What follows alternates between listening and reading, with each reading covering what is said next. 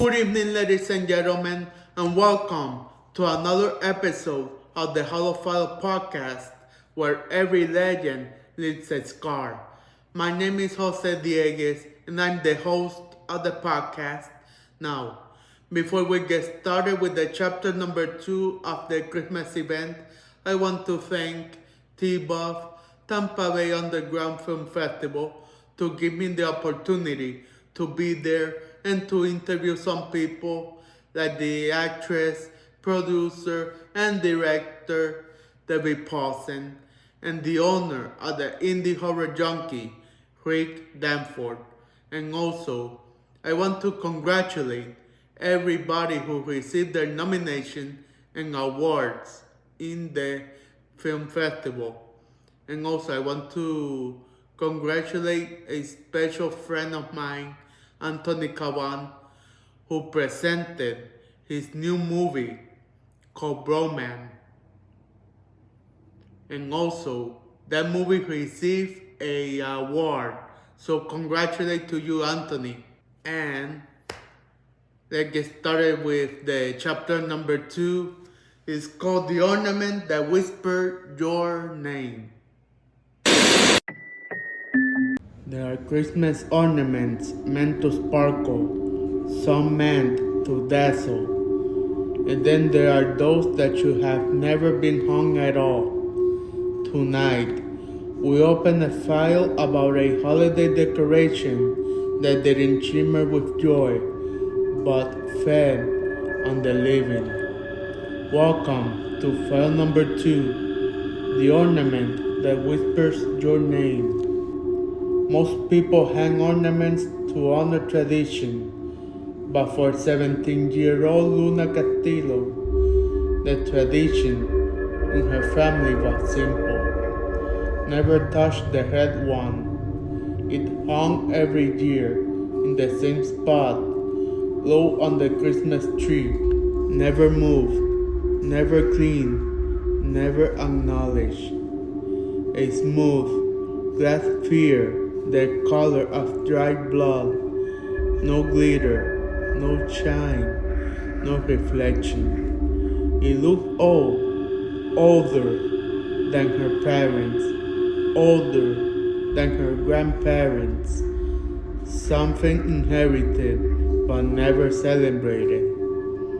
Luna always thought it was ugly, but she also thought it was harmless.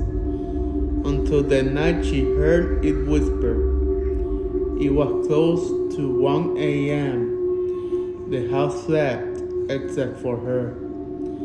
She sat beside the little tree, scrolling on her phone, when she heard it, a soft, breathy sound, like someone leaning close to her ear.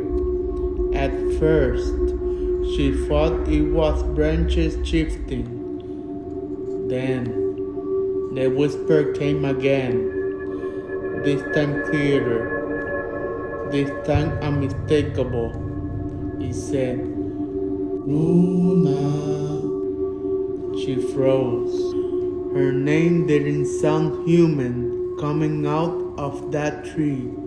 It dragged, it trembled. It tasted hungry. Luna slowly looked up. All the ornaments were still, except the red one. It vibrated so gently, it almost looked like breathing. She stood, backing away, but the whisper followed. Luna, listen.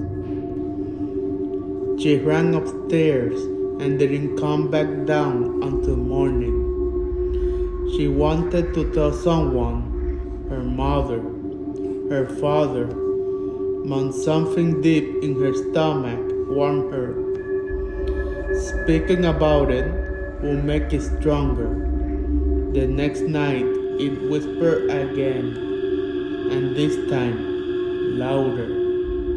Not just her name, but a message. Help me. The voice felt wrong, like with someone who hadn't used their throat in decades, and yet there was sorrow in it, desperation, fear. Against her better judgment, Luna approached the tree. The ornament trembled violently now, rattling the branches around it, and then the whispers changed. They weren't begging anymore. They were warning. He's here. Luna didn't understand, not until she saw the shadow, a false shape behind her, reflected vaguely in the dark TV screen. But when she spun around, no one was there. The ornament whispered again, sharper. Wrong. She bottled to the kitchen, but the lights flickered. The air turned icy. The windows frosted over in seconds. When she tried to scream, her breath came out white. Cold hands brushed the back of her neck. Invisible but real. Something was in the house. Something old.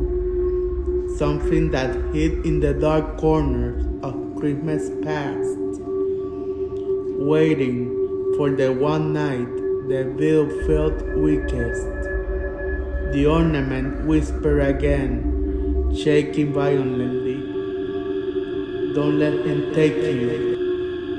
Luna grabbed the ornament instinctively, and the world turned upside down. She was no longer in her living room.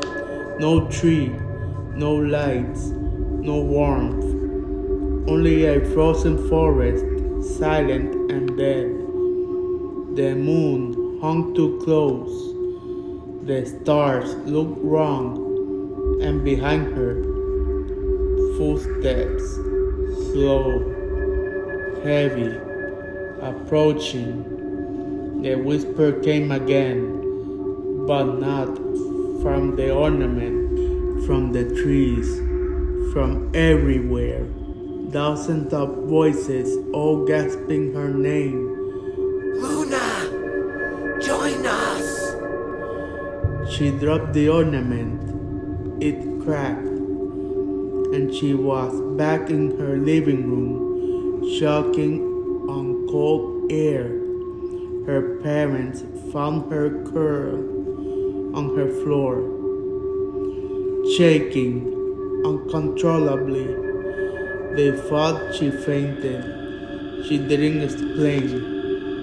How could she? But when her father tried to pick up the cracked red ornament, Luna screamed louder than she ever had in her life. They didn't understand why. They never would. But she did. Because through the crack, something inside the ornament finally showed itself. An eye, human, wet, blinking slowly, watching her.